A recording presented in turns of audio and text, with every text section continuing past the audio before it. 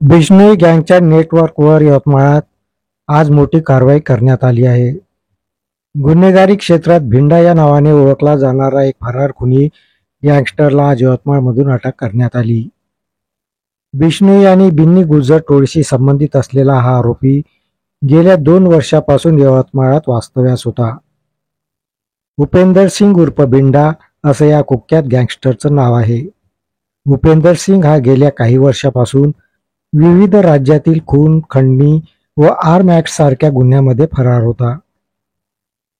गुप्त माहितीच्या आधारे स्थानिक गुन्हे शाखेने त्याला यवतमाळच्या दांडेकर लेआउट येथून ताब्यात घेतले.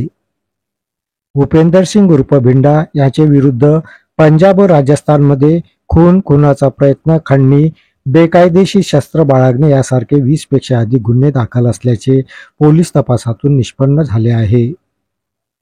2023 मध्ये राजस्थानच्या बाडमेर येथे खून करून तो फरार झाला होता. भिंडाला अमेरिकेतून फंडिंग होत असल्याची माहितीही आता समोर येत आहे.